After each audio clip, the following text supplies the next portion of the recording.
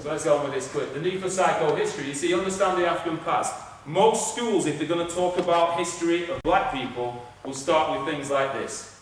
This is a book called Black Peoples of the Americas. And as a history teacher, I had to use this book by Nigel Smith. And if you look on the cover, it shows you here the US Civil War, the American Civil War. This is a black regiment. In fact, there's a film on last night. It's called Glory with Denzel Washington. And that covers about the rise of this group, this company of black soldiers. And then here they've got shackles. Now, let me get this thing going. This is a heavy about slavery. Can I show you the film? Yeah. It is deep. If you watch this film, gosh. And if you understand this film, it's made, oh gosh. Gosh. Deeply about slavery. This is it. What are you laughing at? That film's about slavery. You don't believe me? No. What's this? This, who is this? No. No, No, Dad. that's Marlin. Because remember Nemo, you know he had a little thing. This is Dory, yes? Yeah. And this is when they're going through that channel, the route down to Australia. Yeah? Now what happens in the film, his wife and children get killed by a barracuda right at the beginning, don't they? Yeah. And what happens is, he then teaches, there's one left called Nemo, and he has a small fin. And he starts to teach Nemo how to be, but Nemo's not having it, is he? Because what happens is, with the day he starts school, Marlin don't want him to go to school. But Nemo wants to go to school, so what do you do? When Marlin takes him, and then do you remember the Ray, the teacher? Yeah. Then he takes him to the drop-off. Then he finds out he's at the drop-off. And what was by the drop-off? There's a boat. What colour was the boat? There's a white boat.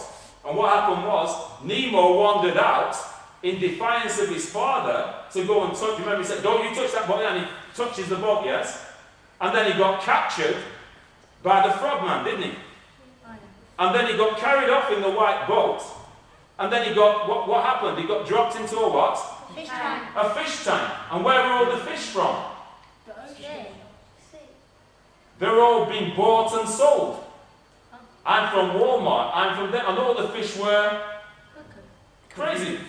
Except for, no, Gil, who had the scar. And do you know what kind of fish he is? What kind of angelfish? It's called a Moorish angelfish. The Moors are the people who came from Africa into the UK. They arrived on the, was it 30th of April, AD 711, and stayed until the 2nd of January, 1492. They're called Moors. And he put Nemo through rites of passage and gave him the name sharkbait. Yeah? Rites of passage is a tradition in Africa. And so what happened was, the fish tank became the plantation. You remember that one? Then he was going to be sold, not sold again, he was going to be given to Darla. Yes? And eventually what they did, you remember that the story is about how did he got to go through all his trials, and he has got bad memories, hasn't he? Who has no memory? Dory. Dory has no memory. Dory's just up to the split second, and that's how he ends up finding Nemo again. And then they escape, don't they? Yeah? It's a slave film. It's a slave narrative. Very ingenious one. I saw this film. I was in West Africa in a country called Niger, in a town called Niamey. And my brother-in-law, he's in the film industry. He's got contact with the film industry. He had a pre-release copy of this film, Finding Nemo. I put it on. It was Christmas time. I'm watching it. I was going like, saying what? Because I know how film stories go. So I analyze film. I look at film and see what the message is being passed on. That one's deep, very deep. What kind of father is he? This guy. A fun father. Do you remember when his child falls out of the current and he's going, it's falling out, it's up. He goes, let's see what the little dude will do. Because he's relaxed. But he is the kind of father who is worried and scared all the time. He's trying to teach that to his son. That's how slavery occurs. Because you pass down the fears to the next generation. Does this make sense? So in this film, it's about being released from the fear. Let's have a look here. Slavery. Let's have a look at this one quickly. Oxford Dictionary says, identical with the ethnic name Slav. And then it says, one who is the property of and entirely subject to another person. Does this make sense? I just want to give you this one quick. Let's get on with this. I'll do this one here. Advertising. Is there money in advertising? Yeah. What did Nike, big money, yeah. What did Nike make? What did Nike make? Clothes, trainers, boots, hats. Not since 2001. All Nike make now are adverts and designs. All their stuff is franchised out and produced in third world countries, for very little money. So if you check your Nike when you get home, check your Nike and all those other brands, they'll say made in Indonesia, made in Vietnam, does this make sense?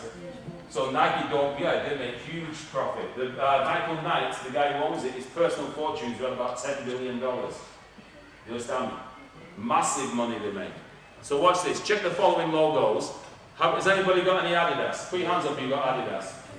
Okay. Anybody got Nike? Have you got Nike? Yes. Okay. Who's got Timberland? Any Timberland? Alright. Who's got Lacoste? And Lacoste? Okay. And who's got Reebok? Alright, these are just some say, thank you. Okay, watch this now. How much do those above companies pay you to advertise their products when you wear them? Nothing. Okay. Unless it's a sponsorship deal. If you're someone famous, you wear it, they'll pay you for it. Watch this now. What do you call a person who works for free and has no rights? Stupid.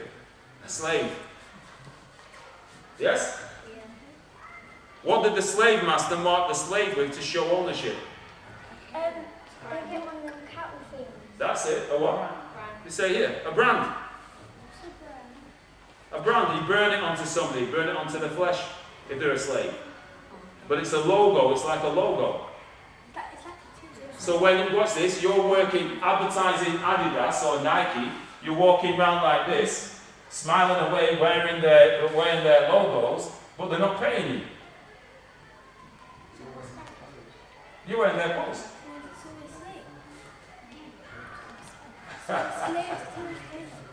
And what's this? And we buy the products from? You ready? Chain stores.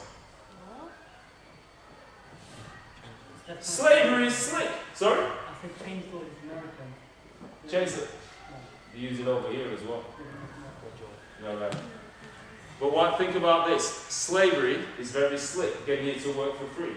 How would you stop being a slave in this case? What do you need to get? Stop wearing their clothes. Oh, hell, come on now. They're nice clothes. Yeah, but How would you stop being a slave? Get paid how? You're right, you have to get paid, so you're working for yourself. That means you have to buy shares in the company. Does that make sense? So if you don't remember anything today, buy shares in the company. You're going to wear any products you're going to wear? Buy shares. Alright? Okay, you get to that later. So let's have a look here. History is what called cultural capital. What's capital? Have you an idea what capital is? What have you got in your, what is it, capital? the centre of somewhere. Is what? The centre of somewhere. The centre, oh no, that's the capital city where business is done. That's good. That's the capital city where business is done. Who said money? Is money. So how much capital have you all got in you today? What are you stepping with? It's skint. £7. You got 7, okay. Don't shout that too loud. Now what happens is this, right? I've got some money in here, right? I've got money in here. Now how much money I've got enables me to do what? Buy stuff or Give it away. ride on the bus, give it away. I can do that, I can lend it. Yeah?